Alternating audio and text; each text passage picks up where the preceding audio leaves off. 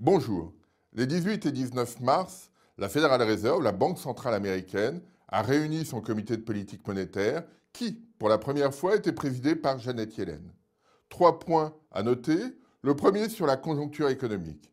La Federal Reserve est plutôt optimiste sur la croissance américaine. Elle observe qu'en janvier et février, la situation s'est fragilisée du fait de l'aléa climatique. Mais elle considère que la dynamique sous-jacente de cette économie est extrêmement robuste et ça se traduira par un taux de chômage qui va baisser assez rapidement en 2015. Premier point. Deuxième point, elle indique très clairement qu'elle va maintenir l'orientation de sa politique monétaire. Alors il y a deux aspects sur ce plan. Le premier est la réduction des achats d'actifs. Elle a commencé depuis le mois de janvier à réduire à chaque réunion de 10 milliards ses achats d'actifs. On était à 85 milliards en 2013. En avril, on sera à 55 milliards. Donc une réduction significative. Cependant, la Banque centrale américaine maintiendra ses taux d'intérêt très bas pendant une période encore très importante. Alors, sur ce point, il y a malgré tout une ambiguïté de la part de la Federal Reserve et de Janet Yellen lors de sa conférence de presse. Elle a dit qu'il y aura un temps considérable entre le moment où on arrêtera d'acheter des actifs et le moment où les taux d'intérêt remonteront. Alors quelqu'un lui a demandé c'est quoi un temps considérable. Elle a parlé de 6 mois. 6 mois, finalement, c'est assez court. Ça veut dire qu'a priori, les achats d'actifs s'arrêteront à l'automne.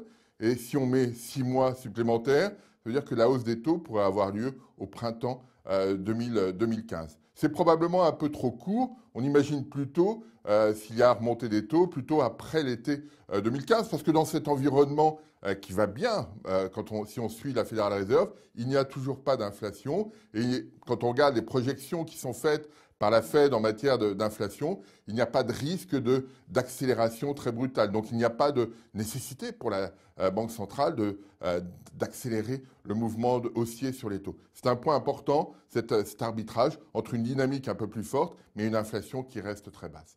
Le troisième point à retenir est que la Federal Reserve abandonne son objectif de 6,5%. En d'autres termes, depuis plusieurs réunions, la Federal Reserve avait indiqué que quand le taux de chômage arriverait à 6,5%, eh bien, elle réfléchirait à un mouvement sur les taux d'intérêt.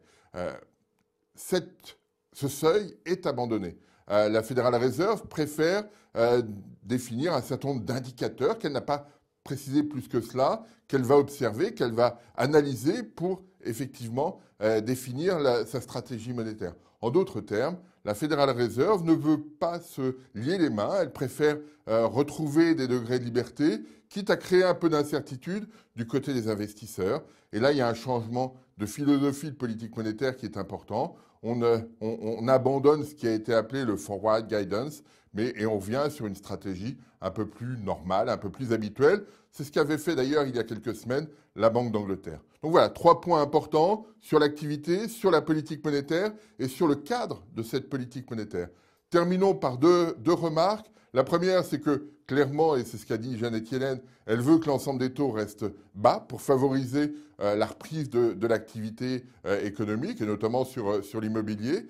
Et puis une dernière remarque en disant qu'elle était un peu embêtée par le fait que l'inflation américaine était toujours sous la cible de 2% que se définit la Federal Reserve.